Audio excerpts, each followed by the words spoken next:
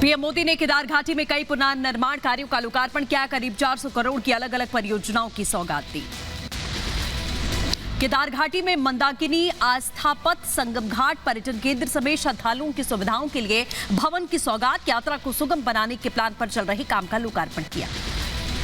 केदार घाटी में आदि शंकराचार्य की प्रतिमा का अनावरण करने के बाद पीएम ने देश के नाम संबोधन दिया। कहा, हमारे देश की ऋषि परंपरा है महान। आज भी हमारे भारत के कोने कोने में बड़े बड़े तपस्वी आध्यात्मिक चेतना जगाने का काम कर रहे हैं। इतनी महान ऋषि परंपरा है, एक से बढ़कर एक तपस्वी आज भी भारत के हर कोने में आध्यात्मिक चेतना को जगाते रहते हैं। केदार घाटी में हुई त्रासदी को याद करके पीएम भावुक हुए। कहा, तबाही को अपनी आंखों से देखा। लोग सोचते थे कि केदारनाथ धाम फिर से उठ खड़ा होगा क्या, लेकिन मेरे अंदर की आवाज कह रही थी कि केदारनाथ धाम पहले से अधिक आन बान और शान के साथ खड़ा होगा।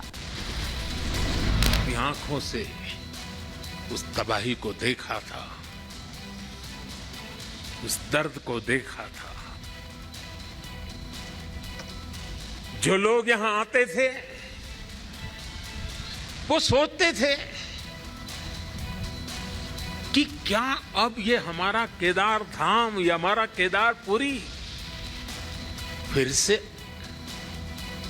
उठ खड़ा होगा क्या।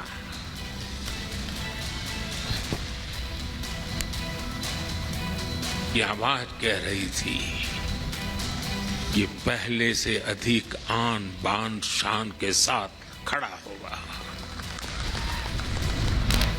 पीएम मोदी ने कहा, पहाड़ का पानी और जवानी दोनों पहाड़ के काम आएगी। यह उत्तराखंड का दशक है और बाबा केदारनाथ के आशीर्वाद से पूरे उत्तराखंड में विकास की नई बयार बह रही है।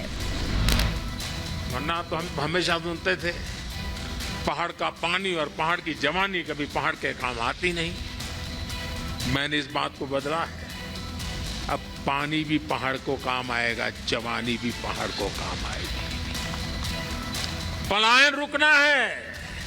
एक के बाद एक जो निर्णय हो रहे हैं, पलायन रुकना है। मान के चलिए साथियों, मेरे नौजवान दोस्तों, ये दशक आपका है।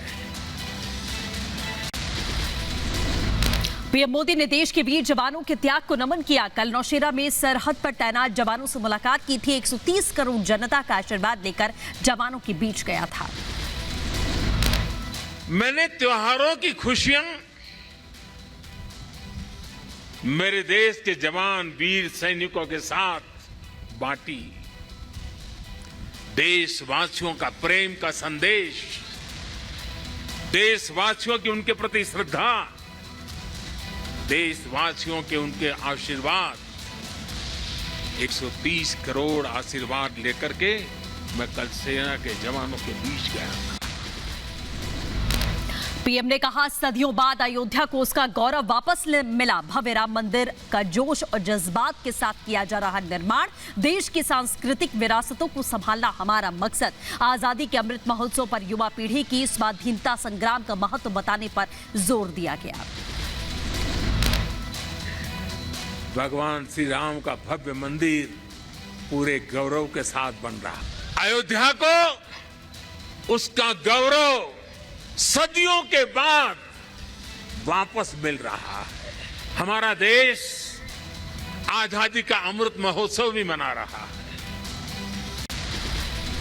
प्रधानमंत्री नरेंद्र मोदी ने श्री शंकराचार्य की समाधि का उद्घाटन किया। 2013 की त्रासदी के बाद आदि शंकराचार्य की समाधि का पुनर्निर्माण कराया गया है।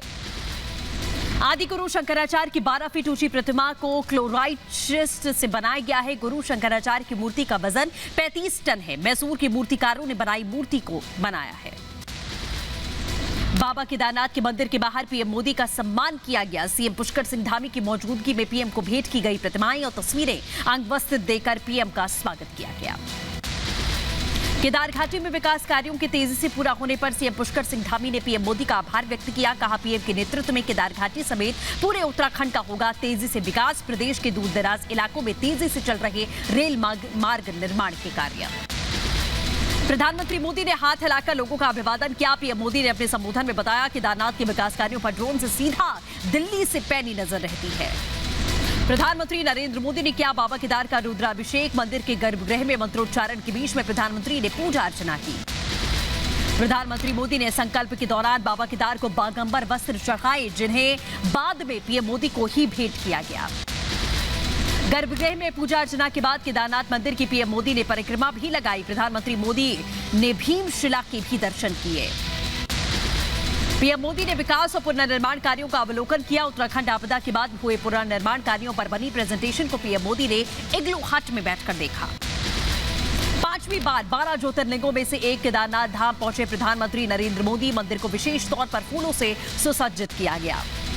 केदारनाथ मंदिर के बाहर पीएम का स्वागत करने वाले स्वामी चिदानंद ने रिपब्लिक भारत से खास बातचीत की। कहा, देश को एक ऐसा नेतृत्व पहले कभी नहीं मिला था। पीएम ने देश के लिए सब कुछ लुटा दिया, अपने लिए नहीं देशवासियों के लिए जीते हैं प्रधानमंत्री मोदी। आने वाला समय याद करेगा कि ये शताब्दी इस देश के प्रधानमंत्री की शताब्दी है, जिन्होंने अपने देश के लिए अपना सर्वस्व लुटा दिया। एक फकीर की तरह उन गुफाओं को वो याद कर रहे हैं। केदारनाथ मंदिर में पीएम मोदी की पूजा अर्चना को देश के 87 मंदिरों में लाइव टेलीकास्ट किया गया। सभी अलग अलग मंदिरों में बीजेपी के नेता और मंत्री मौजूद रहे। सभी 12 ज्योतिर्लिंगों में भी बीजेपी के नेता ने शिव की साधना की। उत्तर प्रदेश के मुख्यमंत्री गोरखपुर में योगी आदित्यनाथ ने केदारनाथ धाम से प्रधानमंत्री मोदी की पूजा अर्चना और पूरे कार्यक्रम को लाइव देखा है। प्रधानमंत्री के केदारनाथ दौरे का जम्मू के रणबीरेश्वर मंदिर लाइव प्रसारण के लिए लगाई गई स्क्रीन। इस दौरान सांसद जुगल किशोर, जम्मू कश्मीर के पूर्व मंत्री प्रिया सेठी, जूना अखाड़ा महामंडलेश्वर हृदय नंद गिरी भी मौजूद थे। केदारनाथ धाम के भैया दूज पर कपाट होंगे बंद। पूजा अर्चना के बाद कल करीब 8 बजे कपाट बंद कर दिए जाएंगे। 20 नवंबर को बद्रीनाथ धाम के कपाट भक्तों के लिए बंद होंगे। उज्जैन में महाकाल के दरबार में सीएम शिवराज सिंह चौहान ने पूजा अर्चना की। पीएम के केदारनाथ मंदिर में पूजा अर्चना को लाइव टेलीकास्ट देखा। 12 ज्योतिर्लिंगों में से एक महाकाल के दरबार में भी विधि विधान से पूजा की गई। श्रीनगर के शंकराचार्य मंदिर में रविंद्र रैना समेत कई बीजेपी नेताओं मौजूदगी दर्ज की। पीएम मोदी के केदारनाथ मंदिर पूजा अर्चना को लाइव टेलीकास्ट के जरिए देखा। मंदिर में पूजा अर्चना करके आशीर्वाद लिया।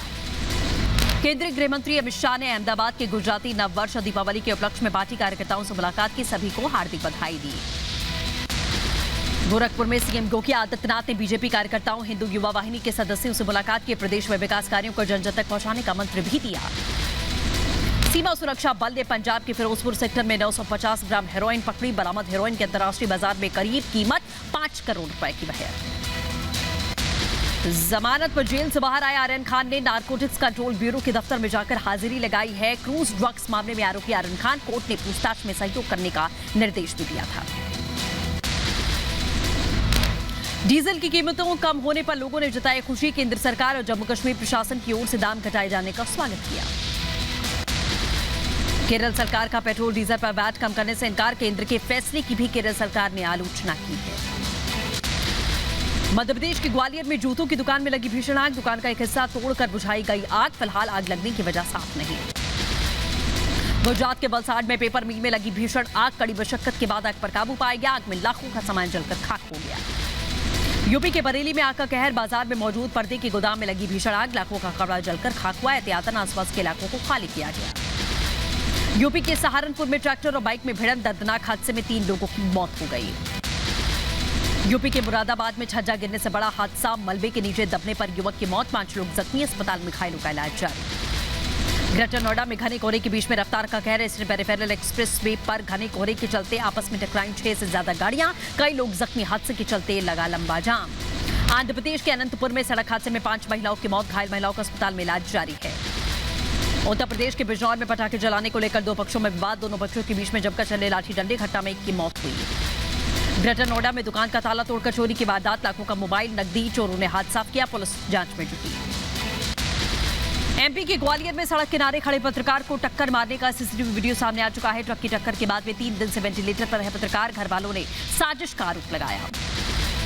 हरियाणा के गुरुग्राम में घर में घुसकर एक परिवार के 6 सदस्यों पर ताबड़तोड़ फायरिंग। घटना में 1 सदस्य की मौत, 5 जख्मी। आपसी रंजिश का बताया गया पूरा मामला।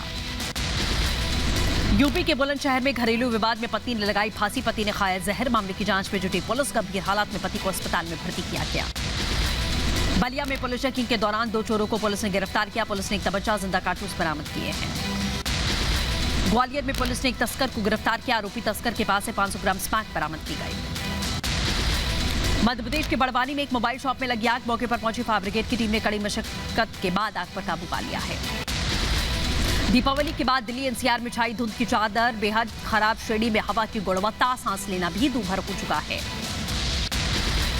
दिवाली के अगले दिन बिगड़ी दिल्ली एनसीआर की आबोहवा। ज्यादातर इलाकों में एयर क्वालिटी 400 के बाद धुंध और धुएं की वजह से लोगों का गाड़ियां चलाना मुश्किल हुआ।